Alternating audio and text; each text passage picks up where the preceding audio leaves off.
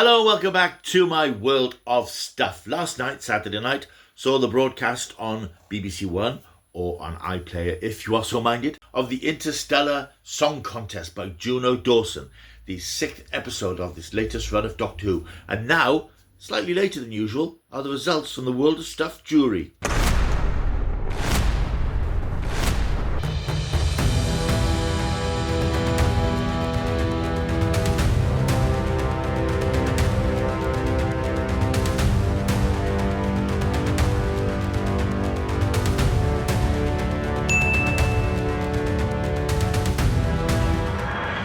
Hello, welcome back. My name is Paul Mount. Sunday morning, and I am recording slightly belatedly my thoughts and comments on last night's Doctor Who episode. The reason for that, oddly enough, is all to do with Eurovision. Watched Doctor Who last night. Always as a family, we sit and watch Doctor Who when it's on broadcast. As I've said before, I don't do the early iPlayer drops. I like to watch the show when it's on. It's just a tradition that goes back to my childhood. Always watch Doctor Who on broadcast wherever possible, unless I'm out or whatever. I will always try and watch it live. And although we had made a decision this year that we weren't going to watch Eurovision because it's always a bit tacky, I was going to watch the results because I always find that quite entertaining. But there was something about last night's Doctor Who episode, probably the fact that it was Eurovision themed, that made us decide sort of 2/3 of the way through, yeah, let's watch Eurovision as well. So of course, having watched Eurovision, and what an ordeal that was in the end. It left very little time, in fact no time at all, to do a Doctor Who review last night. So I thought I would delay it somewhat and record this morning. So apologies for that slight delay. I hope it hasn't ruined your experience of Doctor Who. I doubt that it has, and quite frankly, I doubt that anything could. This was an episode that was interesting in many ways. One, it was a big gamble for the BBC to not make this episode, but to transmit and broadcast and schedule this episode, because clearly it was intended 18 months ago when it was made that this episode would be screened before the Eurovision Song Contest this year. Now, of course, as it turned out, the day of broadcast coincided with the FA Cup final. It's a football thing, apparently, on BBC One. I think it was on ITV as well. But the match started quite late in the afternoon, I believe, and the risk would always be that if the match ended up in a draw, which means that both teams have the same scores, there would have to be extra time, an extra half an hour of football play, which involves people kicking a ball up one end of the field and then kicking it down the other end of the field with the aim of knocking it into a net. I believe that's how football works. And the risk was that if it went into extra time, it would eat into the time that Doctor Who was scheduled for, and the show wouldn't receive its live broadcast, which would have been a shame because it was all about that contest. And of course, the show is available on iPlayer, and if that had happened, I would have watched it at that time anyway on the iPlayer. Fortunately, everything worked out well in the end because one of the teams beat another team definitively. So Doctor Who was broadcast at 7:10, as was intended, with the result that it had a nice boost in the viewing figures. Now, I haven't done a video on the viewing figures this year because it didn't seem a lot of point in the way that terrestrial TV works these days, and there are the loud voices screaming about how bad the viewing figures are. And yes, the viewing figures have been the lowest in Doctor Who's history, in context. But there doesn't seem to be much of a narrative because those figures are increasingly unimportant. And yes, I accept that even the catch-up figures are less than they have been in the past. I'm going to address all this in a video I'll be recording directly after this, so I'm not going to talk about that in much detail here. But this episode had a nice hefty million viewers more on the night, which is encouraging, and I think it was the whole point in doing this schedule. So I think it worked quite well that Doctor Who was slotted before Eurovision and had a nice boost in its viewing figures. Hurrah! So, the Interstellar Song Contest itself then. This is an episode written by Juno Dawson, who's a long-time fan of Doctor Who. She's written books. She did the audio series Doctor Who Redacted, which I think ran for 2 series during Jodie Whittaker's era. And she's a long-time fan of Doctor Who. She knows the show inside out. And Russell T Davies, showrunner, gave her the brief of doing the Eurovision Song Contest meets Die Hard. And I think she pretty much delivered on that. This was another extremely enjoyable and extremely exciting and rewarding episode in a series which has been absolutely top-notch, in my opinion. I think we've had 6 episodes so far. Of those, I would say 4 are now top-tier modern Doctor Who classics, and the other two are commendable efforts. I'm talking about the Robot Revolution, which opened the series, which was good fun and exciting, light stuff, and last week's episode, The Story in the Engine, which didn't necessarily work 100% for me, but I appreciate it as a piece of art and a piece of Doctor Who doing something different. But the other 4 episodes, including last night's, are as good as I think modern Doctor Who gets. The premise is achingly simple and sort of achingly obvious, and there were lots of things that occurred to me about this episode in where it sits in Doctor Who, where it sits in relation to Doctor Who's audience at the moment, because this is a very British themed episode, and I watched this morning and last night a couple of YouTube reactors, because they can be quite fun, some of them, watching this episode, and a couple of American ones, and Rylan appears, and they haven't got a clue who Rylan is, means nothing to them. Graham Norton means nothing to them. The whole concept of the Eurovision Song Contest, it just doesn't resonate in the way it does with a British and European audience, particularly a British audience, with the iconography of Rylan, whatever you think of Rylan. I think Rylan's quite entertaining. Not the sort of person I can tolerate for a very long time, but I think he's very good at what he does. Very professional, very affable, very likeable, and, to his credit, a massive Doctor Who fan. We also had cameo appearances as a hologram by Graham Norton. Again, British chat show host and legend. Doesn't mean a thing abroad, certainly not in America. And a play out with Bucks Fizz's Making Your Mind Up from 1981's Eurovision. Again, means absolutely nothing in America. The whole idea of this song contest, this Eurovision Song Contest, just doesn't play in America. So it's interesting that this whole episode in the Disney era of Doctor Who is so Eurocentric and British specific in terms of some of its representations. An observation for you there. So the story itself is quite a simple sort of story, but very dense and very layered, and there's a lot going on, a lot of stuff to deconstruct and examine and consider in the context of Doctor Who's history and Doctor Who where it is now and Doctor Who where it may be going in the finale. The TARDIS takes the Doctor and Belinda to the Interstellar Song Contest in the year 55,000 something. A cryogenically revived Rylan is one of the hosts. The contest is being broadcast across the galaxy to something like 5 trillion people. And this is all really very well done. I mean, I'm not surprised that this is the most expensive Doctor Who episode ever made, apparently, because the scale of it is massive. And of course, they've got lots of CGI stuff. But it looks like the Eurovision Song Contest, to be honest. You had this huge chamber where the contest was taking place. You had all the extras done up in alien costumes, then duplicated to make it look like 100,000 people. You had the light shows, the effects, the sort of shiny floor show stuff that you associate with Eurovision. It's all done very well, and it looked $10 million or whatever it cost. So the money was up there on the screen, as it has been through a lot of this particular series. The Doctor and Belinda arrive. They find themselves in an unoccupied booth, although it is supposed to be occupied by these two guys who can't get access to the booth that they've paid for. Up in the control room, where the whole TV operation is being carefully orchestrated, there is an infiltration by Kid, played by Freddie Fox. He's a Hellion from the planet Hellos, I think it is. He's got sort of horns, sort of cool type horns, and he immediately assaults the contest by blowing open the roof of the station where the contest is taking place, and the contestants and the audience, 100,000 people, are sucked out into space. That includes the Doctor and the TARDIS. They're both flung out into space where they start to freeze.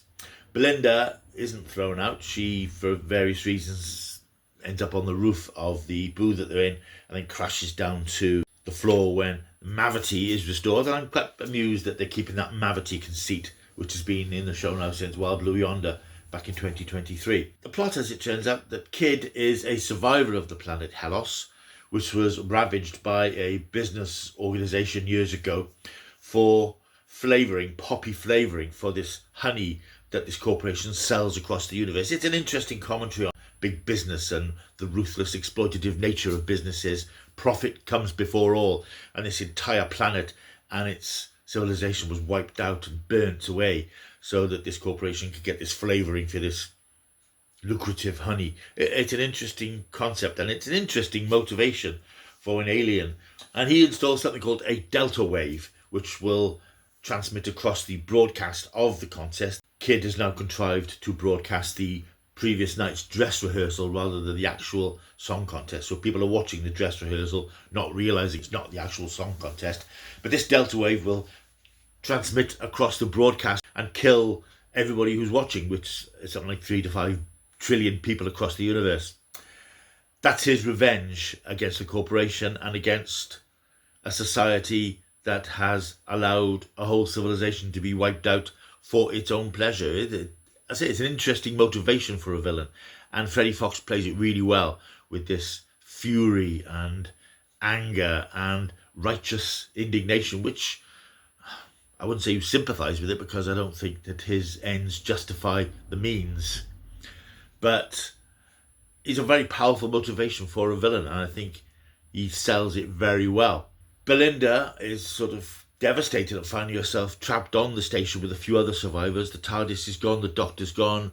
She sort of realises, I'm never going to get back to Earth, never going to see my family again. This is something which often occurs to companions when they're in terrible situations with other Doctors, that they can never get back to where they came from. And that, of course, is a imperative for Belinda in this particular series, trying to get back to where she comes from. She doesn't really want to be with the Doctor, much as she now respects him and enjoys his company. She just wants to get back home. She doesn't want this lifestyle. We get the first wow moment, I think, of the episode. And if you've not seen the episode, by the way, huge spoilers here. I don't think I can talk about the episode without spoiling it. And I'm sure that most people will know these spoilers by now, because that's the way Doctor Who works. When the Doctor is floating in space, his body is icing up, and he suddenly sees a vision of Susan, his granddaughter, played by Carol Ann Ford, who of course appeared in Doctor Who right at the beginning. And she's sending him a message, find me, go back. And this gives the Doctor the motivation to summon up the last of his energy to make his way back to the space station where the contest is taking place. Before I go on with the story, I just want to talk about Susan reappearing. And she appears a couple of times throughout the episode. There have been rumours now for a while that we might see Susan again, and of course she was teased last year when the Doctor mentioned that he had a granddaughter who's out there somewhere. And I think a lot of long-time fans sort of hope we'd see Susan again, because Carol Ann Ford is 84, and she is one of the last great links to classic Doctor Who, the original Doctor Who, the beginnings of Doctor Who. She's the only member of the cast from that first episode who's still with us, and still mobile, still compos mentis, and still able to appear. So seeing her on screen was a jolt and a shock and a delight. And also, what it does, her appearance suddenly makes the entire history of Doctor Who stand up and matter. Doctor Who fans are always banging on about classic Doctor Who and new Who, an expression which I detest. It's all Doctor Who as far as I'm concerned. And Doctor Who's past is a different country to some extent. It's very different to the Doctor Who we have today. But its past is there, and it lies there quietly. And occasionally we revisit it and go back to it. But seeing Susan in a new episode broadcast on BBC TV makes the whole series live again. It all comes back to life, and it all matters again. It all suddenly appears and stands up behind modern Doctor Who. And Susan's appearance resonates across the 62 years that Doctor Who's been on the air. And it connects the classic series and this modern series absolutely in ways that it hasn't before, because the show's never gone back that far in terms of bringing back an old character. And I felt seeing her, and particularly seeing Carol Ann Ford talking in the Doctor Who Unleashed, the BBC behind the scenes making of, that was on BBC Three, which I did watch last night, quite late. Seeing her was incredibly emotional, in fact, very impactful, because she is that connection to the first episode. She is that connection to the very origins of Doctor Who. And I've always thought that Carol Ann Ford, who was, after all, the unearthly child, she was the first episode. There's something about the way that she speaks. She's got a cadence in her voice and a look that's still there, that sort of slightly unearthly, elfin look about her. She looks otherworldly. And as I say, her voice, there's something about the resonance of her voice. And when you hear her speaking, not just in character, but as Carol Ann Ford, talking about coming back and how the fans made it happen, they wanted it to happen, and it happened because she met Russell T Davies at a press screening for the Star Beast, the first of the 60th anniversary specials, and he invited her back and told her she'd be coming back.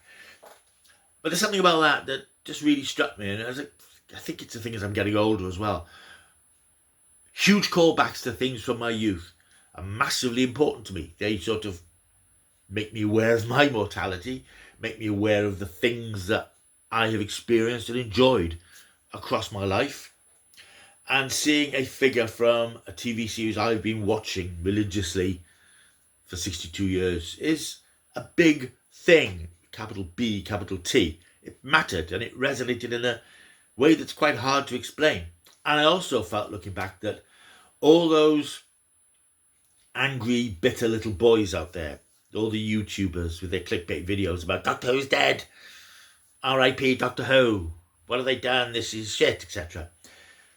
They cannot, and they should not be allowed to appreciate that moment of Susan returning, because they have pointedly said they hate this version of Doctor Who. They hate watch it, they detest it, they loathe it, still watch it.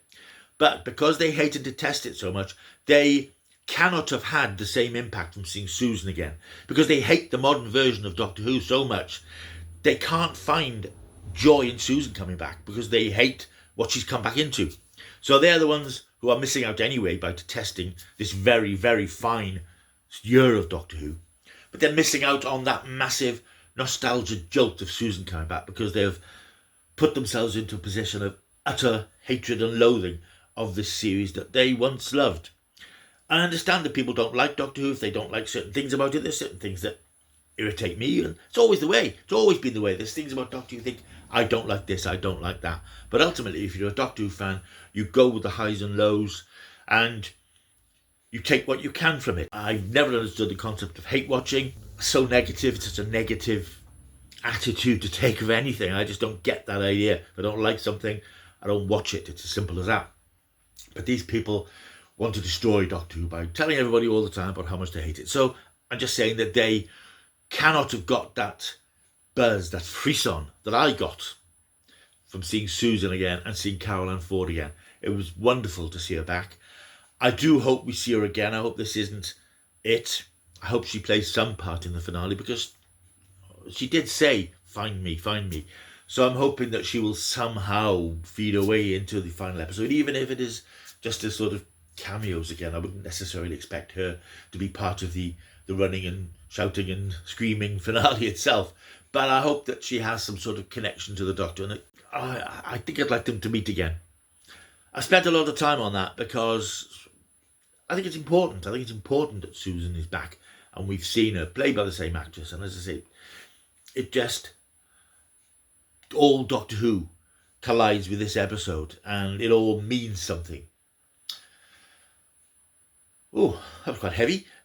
The rest of the episode, I mean, there's so much in this episode and so many delightful moments and delightful things. Obviously, the Doctor resolves the situation. 100,000 people ejected into space are all brought back because there's a Mavity shield which has kept gravity and presumably some sort of pocket of oxygen around the station. So nobody dies, but that's fine. It sort of makes sense in an episode like this, which appeared to be something camp and silly and frothy, but it's actually quite dark. It does go into dark places. Now, I mentioned about the fate of Helios or Helos and what happened to its people and the way it was exploited, which is quite dark in itself. And the Doctor resolves it in a way which makes him appear more callous and more vicious, perhaps, than we have ever seen the Doctor. And I like that. We've seen this before.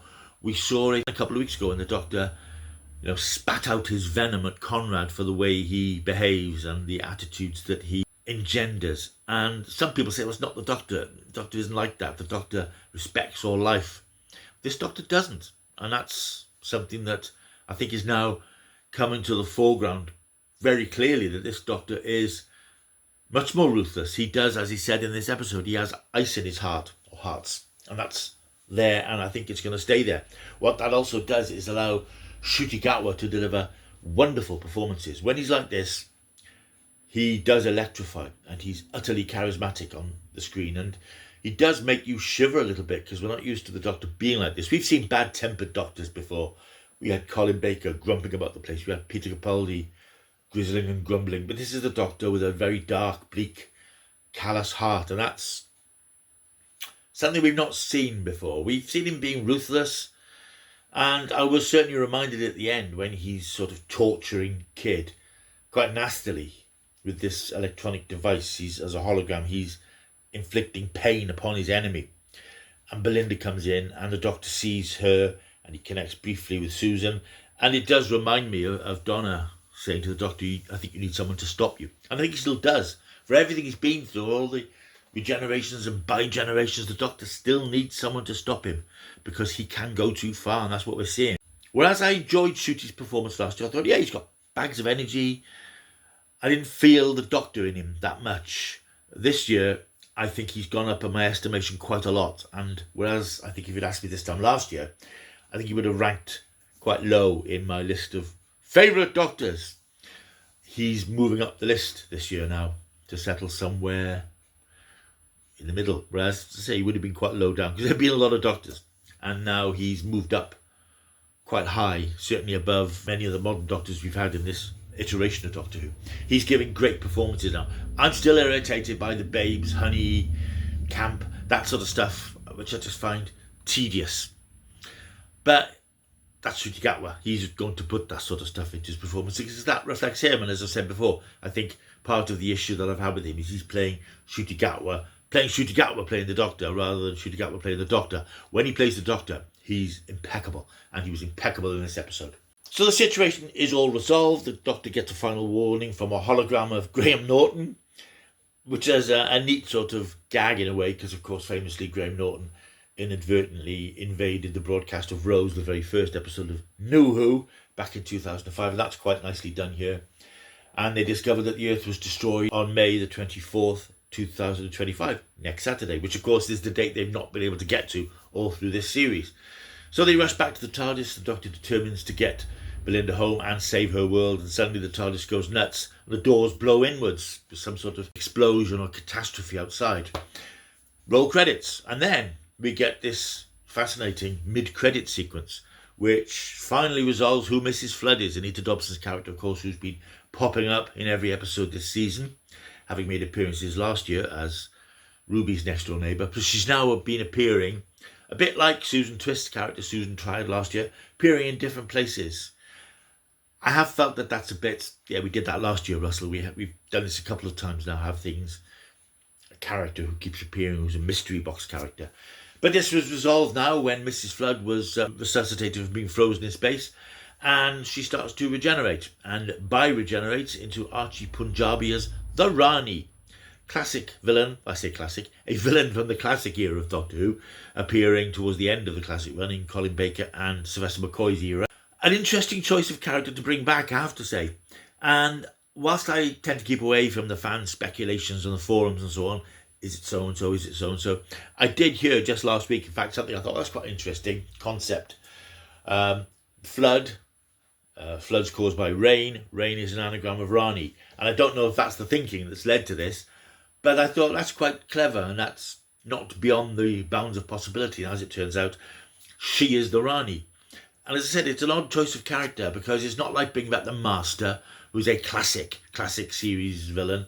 The Rani is somebody who appeared when Doctor Who was dragging his ass on the floor, frankly. So it's, in terms of audience recognition, it's an odd and curious choice. I know Russell has said that she's been on the back burner as somebody wanted to bring back. And I thought he wouldn't, because we had Missy a few years ago, who very much is the Rani in a way, a female version of the Master, but doing what the Rani does. So it'll be interesting to see the next couple of episodes how they develop this version of the Rani, Anita Dobson's version of the Rani, in collaboration with Conrad from Lucky Day, who is apparently part of the Unholy Trinity, as they're called, who caused terror in the last 2 episodes of the season. So I really enjoyed this episode. I mean, this is another 10 out of 10 episode for me in a series that's already had a couple.